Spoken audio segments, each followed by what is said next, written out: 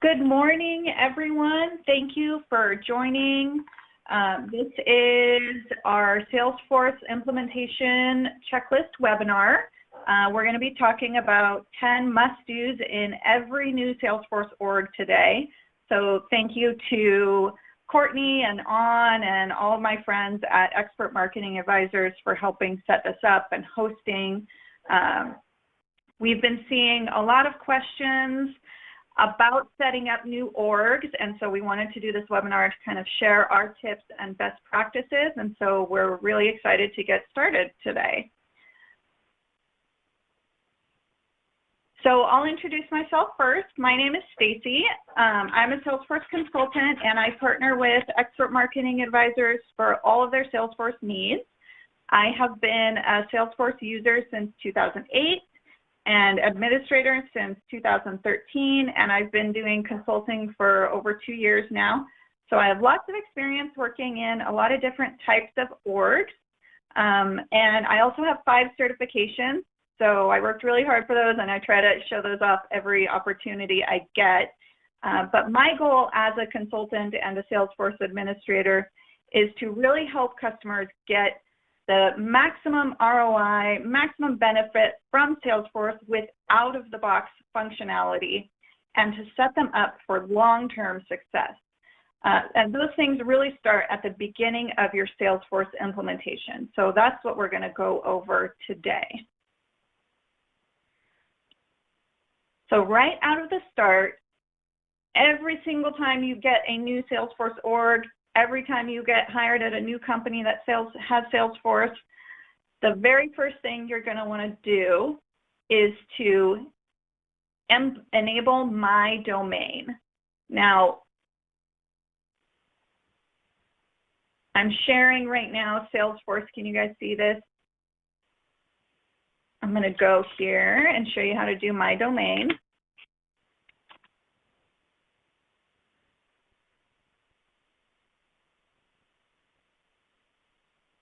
So right here, my domain is a feature that's going to allow you to sort of give a custom URL for your customers, and they are going to be able to have the URL for their company show up right in the URL bar.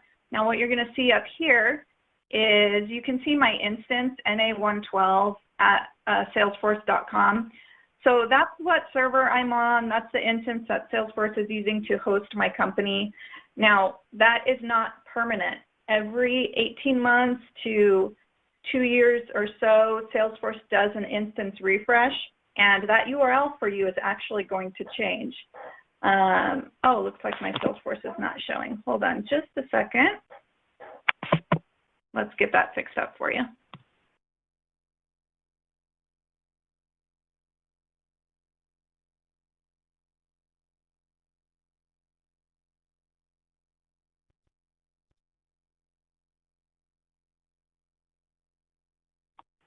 Let's do this one more time.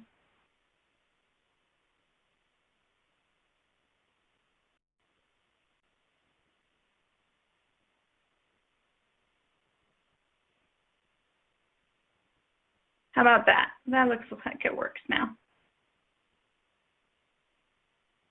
All right, so what you're looking at right now is the area where you're going to set up your custom domain. So like I said, the instance that you're on in Salesforce is going to change every few years. When you implement my domain, you add that protection to your org where your URL is never going to change. And we don't want it to change because you're probably going to have integrations for Marketo or for Discover.org or for SalesLoft or any of these other tools that will connect. And you want those to be protected, and you want all of your email links to always work. You want everyone to always be able to find what they need in Salesforce. So we're going to use my domain to give them that ability. So you can see here, my domain is Party Planners USA. I registered that domain, and then I will be able to go through these steps and deploy it to my users. And then once I do that, my URL will actually change right here.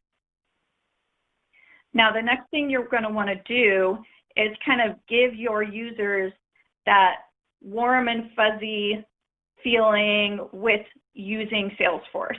So you need to add your company logo, branding, background colors, get a style guide, bribe your graphic designer at your company if you have to, but you really want your users to be happy when they go to Salesforce and they log in and it looks like it belongs to your company and it's not just some random tool you guys are using.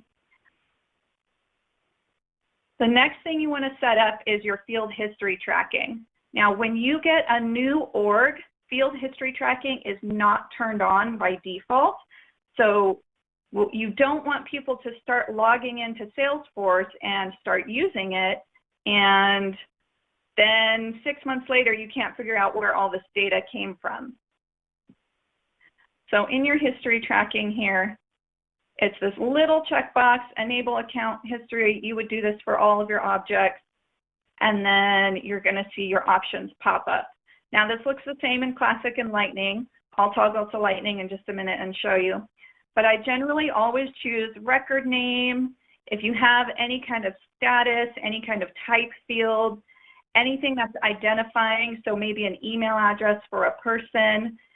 When we're talking about leads and contacts, a good thing to always choose is the email opt-out button. You want to know who is clicking on that and when they're clicking on that. So in Lightning, here's what that looks like in your object manager. Same path, we go to Accounts, Fields, History Tracking, and we're going to turn that on.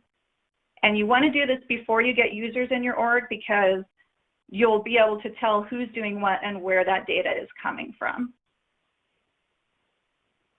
The last thing that you want to do is disable Quick Create. Now, Quick Create is kind of an older product, an older feature of Salesforce, but if you have anyone still using Classic, you definitely want to disable that.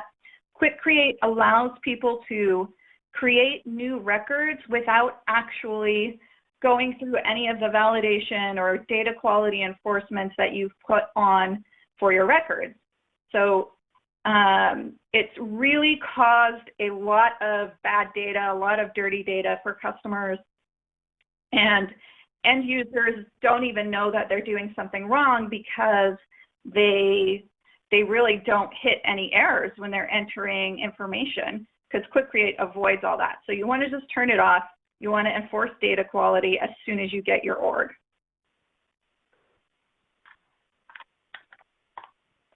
So the next steps you need to do when you're setting up your new org take a little bit more time. You want to focus on them and do it the right way. I always do duplicate rules in every new org we turn on. We want to enforce data quality, again, right at the beginning, and you do that right in your setup. Now, there are a few out-of-the-box duplicate rules.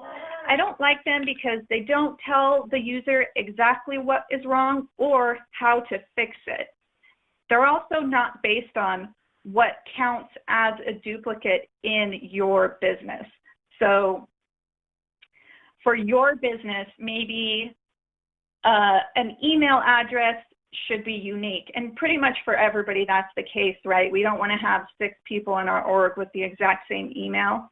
So leads and contacts, we always want to have a unique email.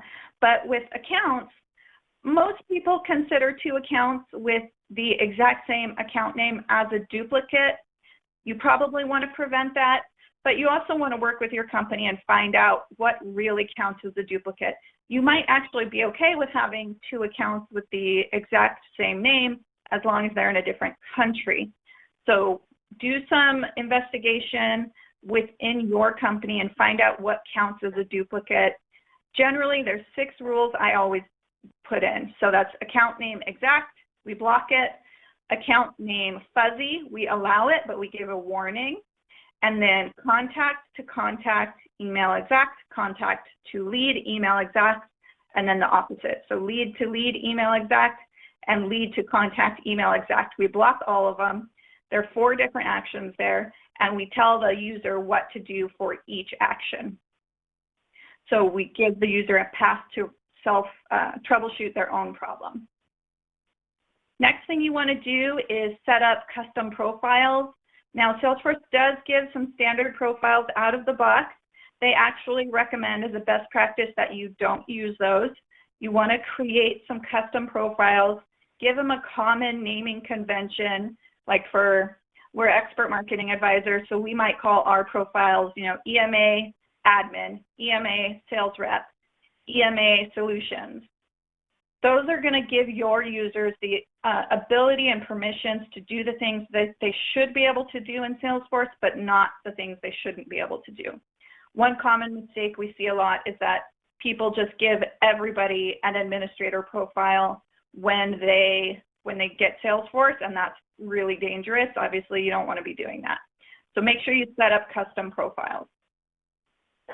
Now, when you're setting up custom profiles, another very particular type of profile you want to set up is your marketing integration profile. Most people have Pardot, Marketo, HubSpot, some other kind of marketing tool that's going to be integrated into Salesforce.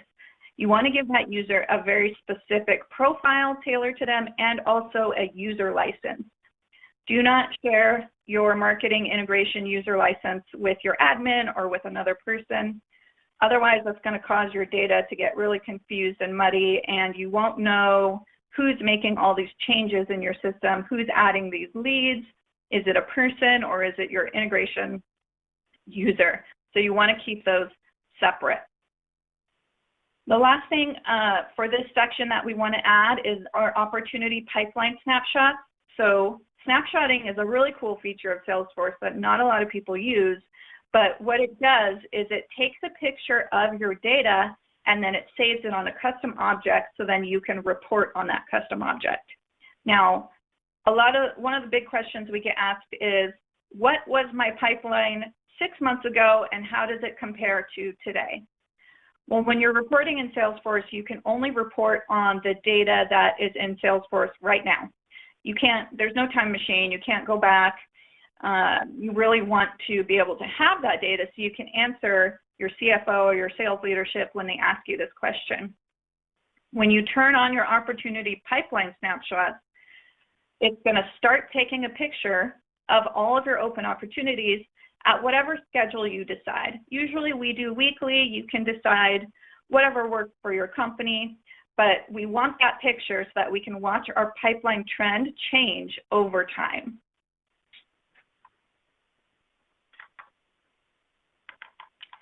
The last two things are the more time-consuming things that you're going to do, but really, really important. Now, your marketing to sales life cycle, this is the bread and butter of your Salesforce. So what I'm talking about here is your lead status and your opportunity stage. So on a lead, let's look at Bertha here. So right now we have these 4 statuses, that's it. So this is where you need to make friends with your marketing team. You need to find out, what does your marketing life cycle look like and what are the steps that a lead should go through. So generally we start with a new working MQL, marketing qualified, SQL, maybe you have SAL, sales accepted lead. You could have something for disqualified. You probably want something for nurture, for those leads who just need to kind of receive newsletters in the background, but you're not actively marketing to them. And then you might have one for an existing account or an existing customer. Like if one of your current customers goes and fills out a form, you probably aren't going to market to them the same that you would to a regular new lead. So that's really, really important to get your lead life cycle nailed down outside of Salesforce. Then you can put it in here in your lead statuses, and your users will be able to walk their leads through all of the steps to get through the cycle. Now, this is only half of your marketing to sales life cycle. The second half is on your opportunity. So that's going to be here. So this one has actually a lot of steps. I wouldn't recommend this many, but you probably want maybe 6 or so, whatever stages an opportunity needs to go through, and then closed won and closed lost. This is where you're going to work with your sales leadership team to find out what stages does a deal need to go through before we get to closed won, What is the probability for each of those things? You want to find all that out before you implement it. That way your sales reps can do the same thing here. They can clearly see what path and the things they need to do to get that deal to closed won. Once those things, your lead status and your opportunity stages are put into place, then you can start running reports and dashboards on, how many opportunities do you have in each stage, how many leads are currently qualified. All of that data is going to be really interesting and really valuable to your leadership team. And then as an admin, that's some of the first things they're going to come to you for. So you want to make sure your status and stages are set up correctly. Now, the last thing that you want to implement is a change management process in Salesforce. This is really, really important if, really for everybody. Every change that you do in Salesforce needs to be logged and tracked. You want to know who requested it, why did they request it, what is the priority, what are we going to do with this feature, and then what you'll be able to do with that is reference back to it in the future. So let's say a year from now, you probably haven't memorized every single change you ever made to Salesforce. So someone's going to ask you, hey, what is this checkbox for? I've never used it. If you don't remember, you can look up and look at the history and see what's going on with that checkbox. Maybe in 5 years, someone's going to be doing a cleanup project on your org, and there's a field that's never been used. They'll be able to make a better decision on whether they can get rid of it or not. It's really helpful also with automation, with triggers. If you have a developer implement some code for you, your change management process is the right place to capture all those requirements and define what the code is supposed to do. That way, in the future, if it breaks, you can reference back your change management and see what it's supposed to do and see, is it actually broken? Did we maybe have something happen that we didn't plan for? That's pretty common, something unexpected. So your change management process is going to be a really good place to hold all that information. It will also be good to track your work as an administrator. So if you're a solo admin, this is a really good thing where you can go to your management and say, yes, I am a valuable part of this team. Here is the work that I have been doing. So you can show how many requests you have completed. You can show what you've been working on. You could even add like a department to your change request process, and you can say, well, sales takes up 50% of the workload, and the rest is a mix of all the other teams.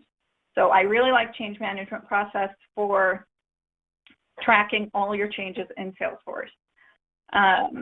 Now, this list, these top 10 things we've gone through, these are not the only 10 things you need to do. There are lots and lots of things that need to be done to set up Salesforce correctly, but these are kind of the 10 most critical things. So, if you're doing a new Salesforce implementation, do your research, find out what things you need to do these 10 things, and then always follow the rules of Salesforce. So, number one, don't live in Salesforce, which sounds counterintuitive to a Salesforce admin, but really what's most important is your users. They're the ones who are going to get value. They're the ones who are going to come to you with problems.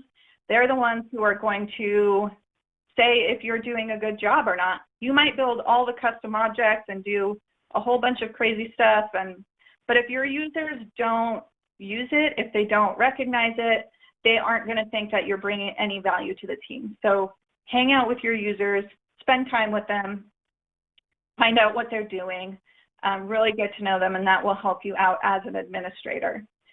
Number two is don't grant access until you've set up everything. So those data quality preventions, those things that keep your data clean aren't turned on by default. So you don't want to let people in until you've put in those protections for your company. And then you want to make sure that you're monitoring it. It's not just set it and forget it. You may decide 6 months from now that what constituted good data in the beginning doesn't anymore, or there's a piece of data that you don't actually need. So you need to always monitor your data quality. The next thing is, if it's not in Salesforce, it didn't happen. So you'll hear Salesforce admins say that all the time. I like to think that our sales reps put everything into Salesforce, but they don't, right? So we need to let our users know and train them. If it's not in Salesforce, it didn't happen, because their management is going to come and say, I want a report of all the meetings that my sales reps logged. Well, if they're not logging them in Salesforce, they didn't happen. There's no report for that. And the last thing is, once your org is all set up, how you like it, go ahead and spin up a sandbox, even if it's just a developer sandbox. Anything you create going forward, you need to create it in sandbox first. That's the golden rule of Salesforce. You always want to create it and test it in sandbox first before you push it into production. Okay, so that's everything that we were going to cover. Let's look at our questions now and see what we have. So we have one question: if I need to reorganize my lead status, should I delete or deactivate my old lead statuses? So I would actually do both. In the beginning, you're going to deactivate them so that you don't have people select them going forward. Once they've been deactivated, you can run a report on all of your existing leads on those old deactivated statuses, and then you can update them. You don't have to, but I would definitely do that to make sure that all of your leads are on a current status. Once you've got all the leads on the current status, you can go ahead and delete the old pick list values.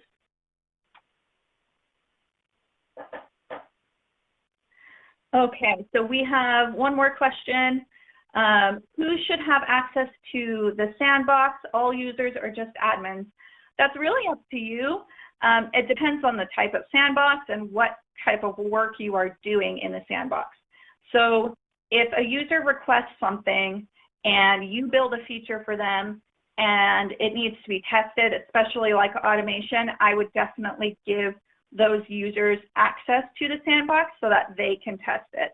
Because as an admin, our testing is fine, but we have the knowledge and the skills to get around errors and to navigate really well. So we aren't even the best testers in that situation. We want people who don't know as much as we do about the tool to test it, because it should be as easy and convenient as for the user as possible, right? Salesforce isn't for us, it's for the users. That's our job, to make it convenient for them. So if you're doing something that they need to use, you definitely want to give them access to test it.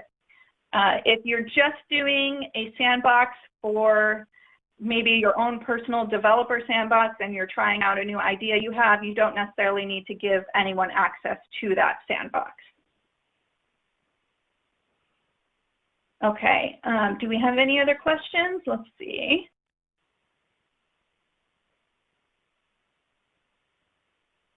Okay, so I don't see any other questions here. So I'm going to say thank you for joining us today. This has been really exciting. It's been my very first webinar, so I'm really glad that you could all join and share this with us. And my information is here, stacy@quicklyconsulting.com. If you want to email me, please go ahead and email me. I'm on LinkedIn as well. You can message me. And it was great sharing this all with you today, so thank you very much.